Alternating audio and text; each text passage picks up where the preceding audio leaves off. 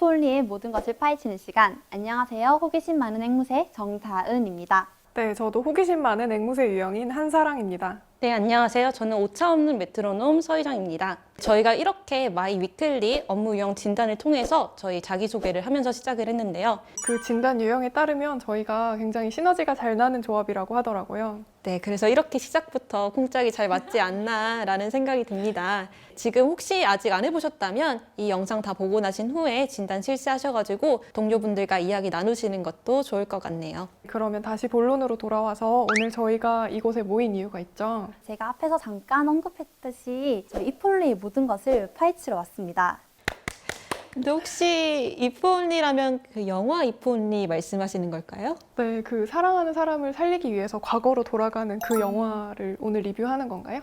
네, 모두들 영화 이프올리를 아시는군요. 하지만 오늘은 영화 이프올리가 아닌 게임 이프올리를 리뷰하는 자리입니다. 영화에서도 게임에서도 사실 과거로 돌아가서 미래를 바꾸는 것에 관한 이야기를 하고 있잖아요. 네, 맞습니다. 영화에서는 사랑하는 사람을 다시 살릴 수 있는 기회를 얻게 되었고 우리 게임에서는 CXC의 해체를 막을 수 있는 기회를 얻게 되었죠. 저도 과거로 돌아갈 기회가 있었으면 좋겠어요. 아, 그러신가요? 그러면 두 분은 혹시 과거로 돌아가신다면 언제로 돌아가고 싶으세요? 저는 고등학교 때로 돌아가서 더 열심히 놀고 싶습니다. 저도요. 아니, 두 분 이미 충분히 노지 않으셨나요? 더 재밌는 추억을 더 많이 만들어야 아쉽지 않을 것 같아요. 고등학교 시절은 언제든 다 아쉬움이 남는 것 같네요. 저는 게임에서나마 과거로 돌아갈 기회를 잘 살려서 CXC의 해체를 막았습니다. 두 분 모두 성공하신 거 맞으시죠? 당연하죠. 이 귀여운 캐릭터들을 어떻게 유령으로 만들 수가 있겠어요. 저는 첫 번째 플레이 때 차마 이중기 대리의 만행을 용서할 수 없어가지고 CXC를 해체시켰습니다. 그래도 두 번째 플레이 때는 CXC를 살렸어요. 네, 이야기하다 보니까 어떤 포인트에서 CXC의 존속 여부가 결정됐는지 궁금하네요. 이거 저희 간식인가요? 다시 그러기에는 여기 이름표가 떡하니 붙어 있는데 네, 크리스틴, 에이미, 닉, 데니얼, 존? 이 중에 독사과가 있다고요?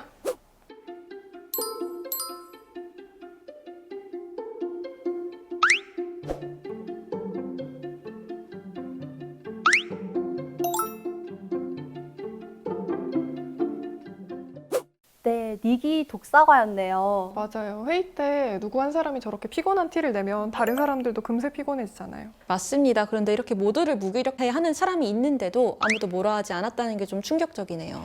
닉은 다른 팀원에게 나쁜 영향을 끼치고 있으니 그에 따른 페널티를 부과하는 게 맞을까요? 아니면 어떤 룰을 만들어서 해보는 건 어떨까요? 회의 시간에 핸드폰 보지 않기 뭐 이런 룰이요. 그런 룰도 좋은데 혹시 다른 방법은 없을까요?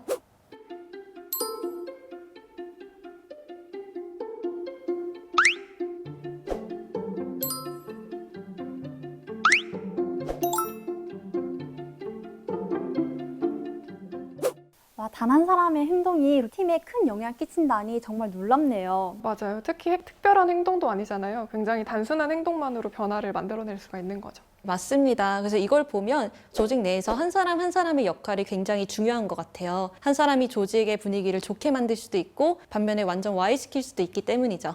그렇기 때문에 우리 모두의 노력이 필요한 것 같습니다. 그러고 보니까 이프온리에서의 닉은 이준기였네요. 그래서 이 게임에서 우리의 목표는 윤진우를 꿀사과로 만드는 거였겠네요. 네, 그러면 다시 한번 윤진우의 입장으로 돌아가서 조직이 심리적 안정감을 구축할 수 있도록 도전해 볼까요?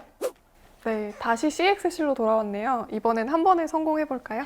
다시 봐도 상호 공간이 정말 귀엽네요. 사랑스러운 벨리도 보셨을까요? 네, 저기 엘리베이터에 보이죠? 저희가 이거 실제로 설계할 때 사무실이랑 비슷하게 설계를 해서 더 재미 요소가 되었던 것 같아요.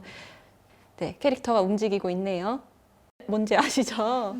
네, 저 심리적 안정감 지표이고요. 저건 비전 포스터 아닌가요? 네, 맞습니다. 저 9층에서 많이 보셨죠? 네, 익숙하네요.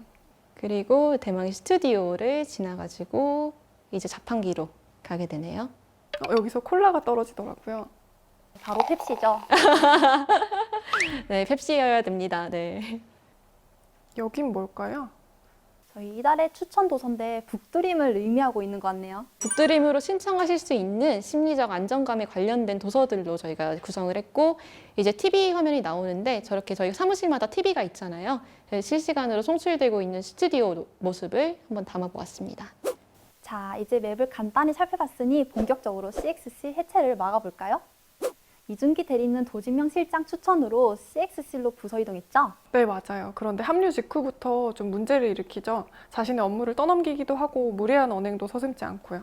네, 그 정도가 심해가지고 다른 구성원조차 눈치챌 정도였잖아요. 근데 이 장면에서 이준기 대리의 행동은 진짜 눈살이 찌푸려지네요.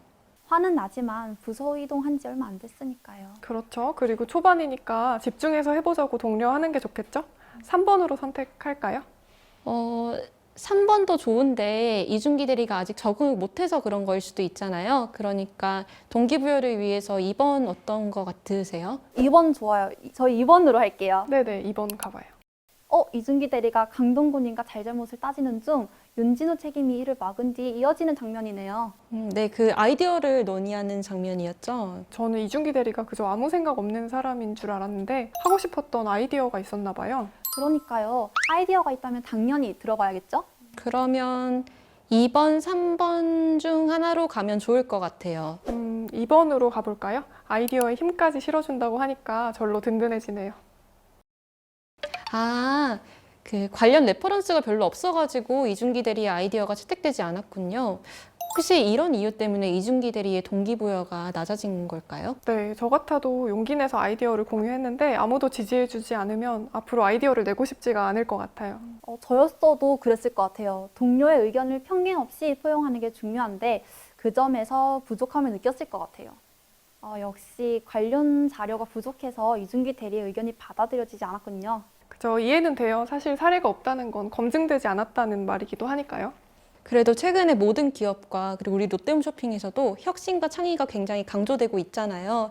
그래서 혁신을 이루어내기 위해서는 이준기 대리와 같은 과감한 시도가 필요한 게 아닐까 생각이 돼요. 네, 맞아요. 그럼 저희 4번으로 선택해볼까요? 아이디어라는 건 처음에 과연 실현 가능할까 싶다가도 여러 사람의 견해와 관점들을 더하면 충분히 발전시킬 수 있죠. 저도 그렇게 생각해요. 우리 롯데홈쇼핑 인재상 중에서도 자율적이고 창조적인 사고방식을 가진 인재, 그리고 조직과 동료로부터 신뢰와 존경을 받을 수 있는 협력 중심의 인재가 있잖아요. 이거 설마 강동구님이 폴더를 모두 날린 그 상황 맞죠? 저 이 상황은 진짜 저였으면 아마 저렇게 침착하게 이야기하지 못하고 다은 씨랑 산호 씨한테 L통 메신저로 유유유유 보내면서 좀 당황하지 않았을까 싶은데 그래도 강동구님은 침착하게 설명을 했네요.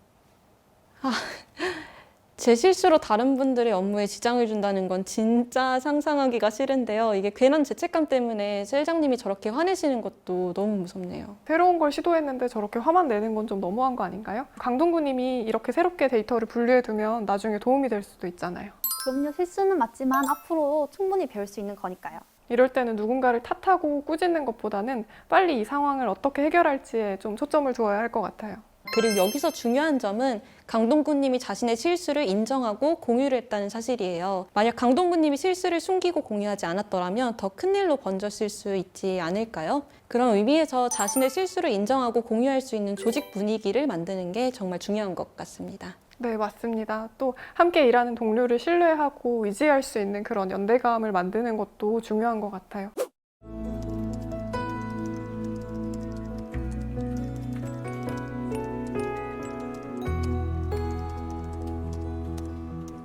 네, 이번에는 저희가 좀 더 좋은 선택을 했나 봅니다. 새로운 도전을 할 때 그걸 존중해주고 지원해주는 동료가 있다면 계속 시도하고 더 나은 방향을 찾고자 노력할 수 있을 것 같아요. 그렇다면 제가 여러분들께 그런 동료가 되어줄 수 있도록 노력하겠습니다. 네, 저도 노력하겠습니다. 자, 이제 마지막 라운드네요. 네, 한 달 안에 앱 개편을 마무리해야 하는 상황이었죠. 좀 촉박한 일정 때문에 기획과 개발을 동시에 진행하기로 했었고요.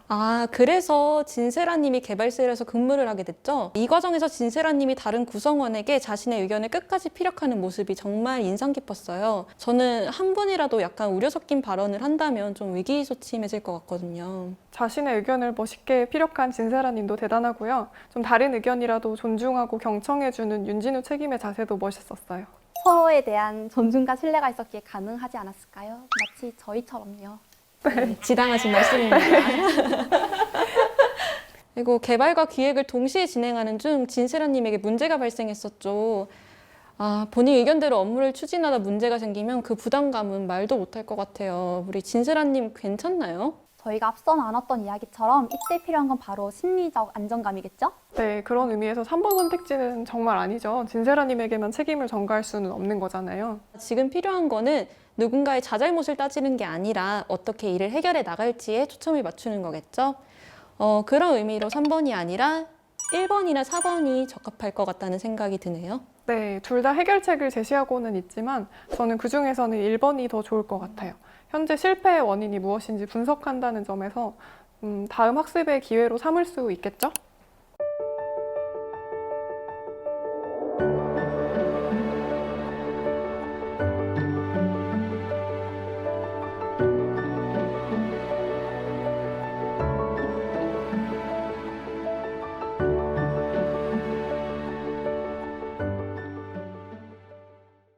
저희가 무사히 CXC를 살렸어요.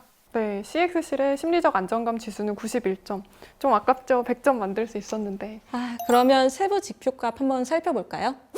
심리적 안정감 구축을 위한 9가지 지표값이 나와 있네요. 심리적 안정감이 어렵다고만 생각했는데 생각보다 그렇게 어렵지 않더라고요. 어쩌면 저희가 이미 실천하고 있는 거일 수도 있어요. 저 같은 경우에는 사랑 씨나 다은 씨처럼 다른 사람들의 생각을 제 마음대로 해석하려고 하지 않으려고 개인적으로 노력하고 있습니다. 네, 이런 사소한 태도 하나하나까지 신경 써서 행동한다면 심리적 안정감을 구축하는 그런 조직이 될 수 있을 것 같아요.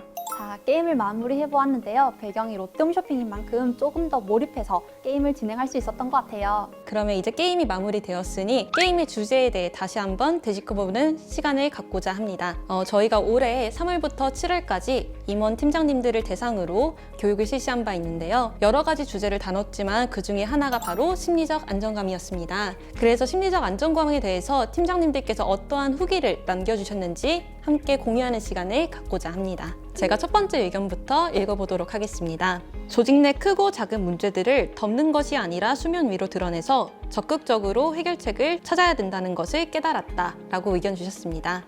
아까 강동구님의 공유 폴더 사건과 연결 지을 수 있겠네요. 네, 맞아요. 동구님처럼 자신의 실수를 인정하고 또 공유할 수 있으려면 실수를 편안하게 공유할 수 있는 그런 분위기를 형성하는 게 중요하겠죠? 네, 그럴 것 같아요. 자, 다음으로 넘어가 볼까요? 두 번째 의견 읽어드리도록 하겠습니다. 도전에 대해 비난하지 않고 칭찬 격려하며 회의에서 팀원들이 자유롭게 아이디어 내는 것을 장려해야겠다라고 말씀 주셨네요. 네, 정말 중요한 포인트를 짚어주신 것 같아요. 일을 하다 보면 새로운 아이디어가 번뜩 떠오를 때가 있잖아요. 그럴 때 여러분들은 어떻게 하시나요? 바로 공유하시나요? 저는 혁신적인 아이디어가 아니라면 섣불리 이 얘기를 못하는 것 같아요. 더욱더 회의가 끝난 후면요. 괜히 제가 한마디를 더 했다가 논의가 원점으로 돌아갈까봐 저도 정말 좋은 아이디어가 아니면 웬만해서는 좀 참는 것 같습니다. 네, 맞습니다. 저희는 특히 정답을 말해야 한다는 압박감이 있기 때문에 정답이 아닌 것 같으면 쉽게 입 밖으로 꺼내기가 어려운데요. 어떤 의견이든지 비난하지 않고 또 편견 없이 이야기할 수 있는 그런 조직이라면 개인의 의견을 더 자유롭게 표현할 수 있지 않을까 하는 생각이 듭니다. 네, 그럼 또 다음으로 넘어가 볼까요? 마지막 의견인데요. 한번 읽어보겠습니다. I may be wrong. 나의 경험치로 새로운 아이디어를 킬하지 않겠다라는 좋은 말씀 해주셨습니다. 네, 타인의 생각을 존중하고 또 편견 없이 바라봐야 한다라는 목소리가 잘 담긴 문구인 것 같습니다. 사실 이 외에도 좋은 의견들이 정말 많았는데요. 시간 관계상 함께 더 설명드리지 못하는 점 양해 부탁드립니다. 지금까지 게임도 해보고 현장의 목소리도 들으며 심리적 안정감에 대해서 알아보았습니다. 벌써 헤어질 시간이 다가왔네요. 너무 아쉬워요. 그럼 제가 희정 씨와 사랑 씨에게 질문 한 가지씩 해보도록 하겠습니다. 심리적 안정감은 뭐다? 개인이 의견을 자유롭게 표현할 수 있고 실패를 통해 학습할 수 있다는 생각을 공유하는 조직이다. 그리고 모두가 노력하며 이뤄낼 수 있다는 것입니다. 이 세 가지 포인트 꼭 기억해 주시길 바라며 저희는 여기서 인사드리도록 하겠습니다. 그럼 고생 많으셨습니다. 고생 많으셨습니다.